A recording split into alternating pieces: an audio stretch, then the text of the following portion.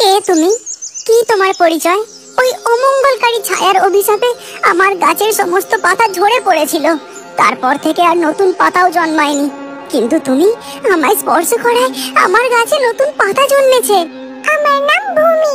আমি আমার বাবা মার সাথে এই জঙ্গলে মধু সংগ্রহ করতে এসেছিলাম, কিন্তু এখন আমি আমার বাবা মাকে আর কোথাও খুঁজে পাচ্ছি না। বলো না বন্ধু, তুমি আমার বাবা মাকে কোথাও দেখেছো কিনা?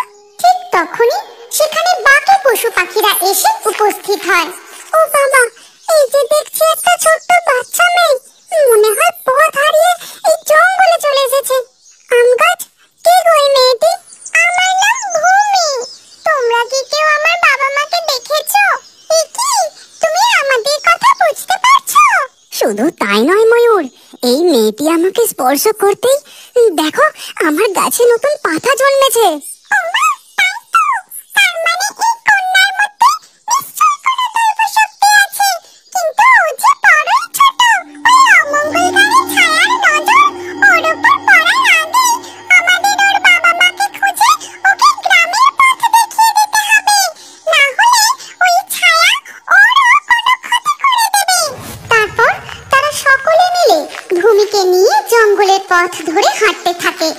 হাঁটতে হাঁটতে ভূমির চোখে পড়ে জঙ্গলের কিছু কিছু গাছ একদম পাতাহীন শূন্য, আবার কিছু গাছের ফল পচে একদম নষ্ট হয়ে গেছে।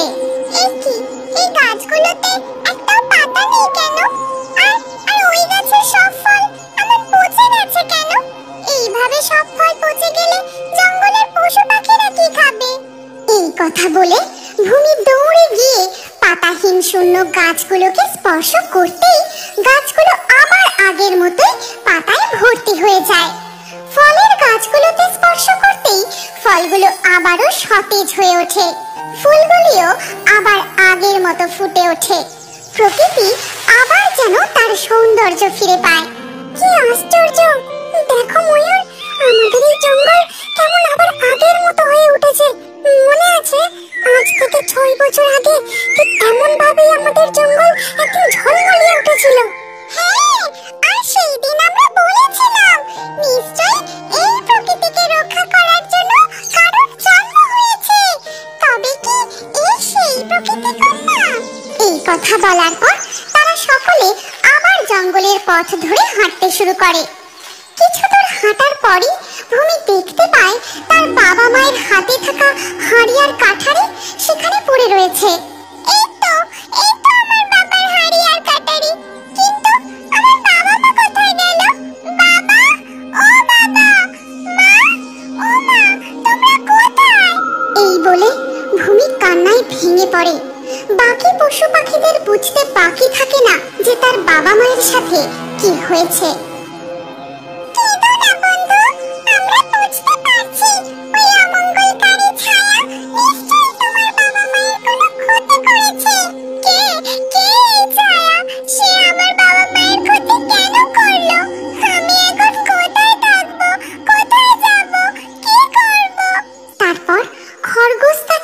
সব কথা খুলে বলতে থাকে।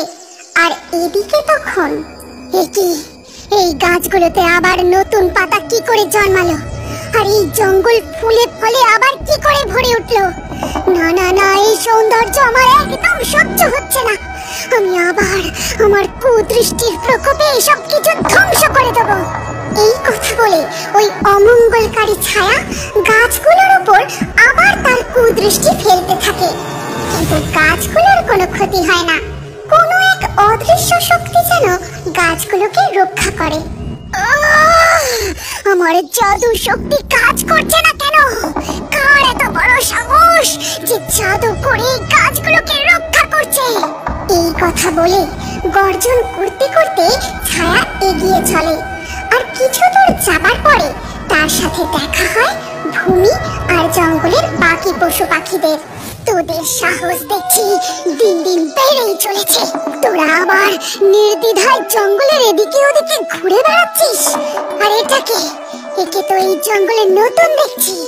আজ একেও আমি আমার কালো নজর দিয়ে খবরদার বলছি ছায়া, তুমি আমাদের অনেক ক্ষতি করেছো, কিন্তু তুমি এই বাচ্চা মেয়েটির কোনো ক্ষতি করবে না। ও এই জঙ্গলে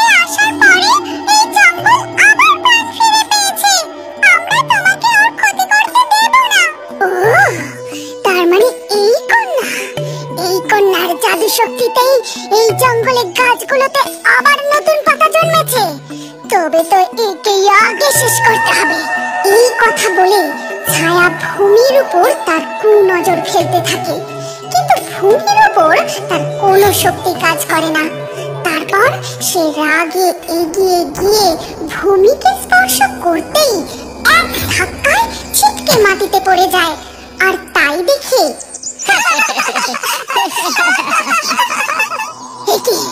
এই কন্যার উপর আমার শক্তি কাজ করছে না কেন? তখন তার মনে পড়ে যায়,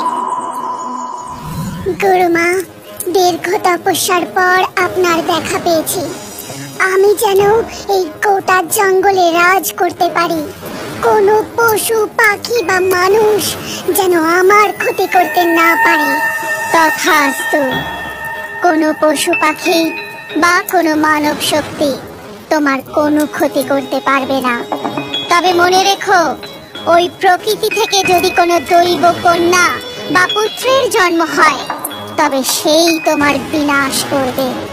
তার শক্তির কাছে তোমার শক্তি নগণ্য। সেই দৈব কন্যা বা পুত্রের সাথে লড়াই করার জন্য তোমাকে আরো কঠিন তপস্যা করতে হবে। ও, তার মানে এই সেই দৈব কন্যা। ঠিক আছে, আজ আমি ফিরে যাচ্ছি, তবে মনে রাখিস আমি আবার ফিরে আসবো, আমি। এই কথা বলে ছায়া সেখান থেকে অদৃশ্য হয়ে যায়।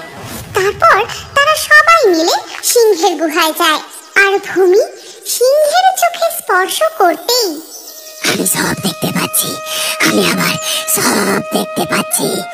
ধন্যবাদ কন্যা, তুমি আজ থেকে আমাদের সাথে এই জঙ্গলেই থাকবে। এরপর থেকে ভূমি এই জঙ্গলেই বড় হতে থাকে। সকল পশু পাখিদের সাথে মিলেমিশে খেলাধুলো করে তাদের সাথে ফলমূল খেয়ে বড় হতে থাকে। তবে ভূমির সারাক্ষণের সঙ্গী হয়ে ওঠে একটা ছোট্ট টুনি পাখি। টুনি পাখি, চলো আমরা জঙ্গলের ওই দিকটা যাই। ওখানে অনেক সুস্বাদু ফলের গাছ আছে, সুন্দর সুন্দর ফুলেরও গাছ আছে। এসো, তুমি আমার কাঁধে বসো। টুনি পাখি উড়ে গিয়ে ভূমির কাঁধে বসে। তখন সেখানে আসে সিংহ।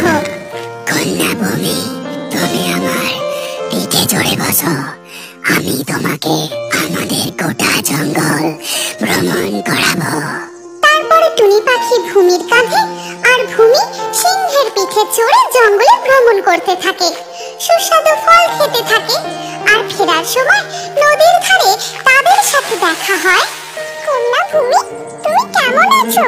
এই দেখো, আমরা তোমার জন্য সমুদ্রের তলদেশে রঙিন পাথর এনেছি, তুমি নিয়ে খেলা করো। এইভাবে দিনের পর দিন কাটতে থাকে। ভূমি জঙ্গলের সকলের নয়নের মণি হয়ে ওঠে। জলপরীরাও তাকে খুব ভালোবাসে। দেখতে দেখতে 9টা বছর কেটে যায়। এদিকে তখন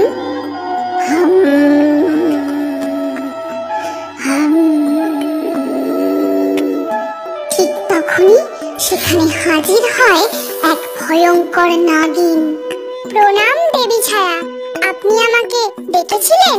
হ্যাঁ নাগিন, দীর্ঘ 9 বছর ধরে আমি এখানে কঠোর তপস্যা করছি নিজের শক্তি বাড়ানোর জন্য। আজ আমার হয়ে তোমাকে প্রতিশোধ নিতে যেতে হবে। বলুন দেবী, আমাকে কি করতে হবে? আমি যা বলছি মন দিয়ে শোনো। ডাইনি তার সমস্ত শক্তি দিয়ে হনুমানজিকে আক্রমণ করে, কিন্তু পবনপুত্র হনুমানজি তার গদার এক আঘাতে সেই সমস্ত জাদু ভেঙে দেন।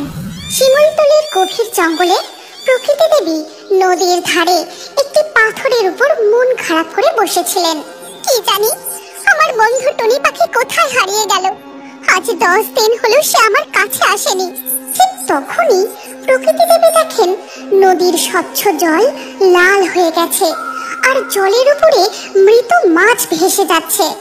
এ কি, নদীর এরূপ অবস্থা কি করে হলো? নদীর জল যে রক্তে পুরো লাল হয়ে গেছে, আর কত মৃত মাছ ভেসে যাচ্ছে। এদিকে শিমুলতলির জঙ্গল থেকে কয়েক ক্রোশ দূরে নদীতে প্রায় গলা অবধি জল।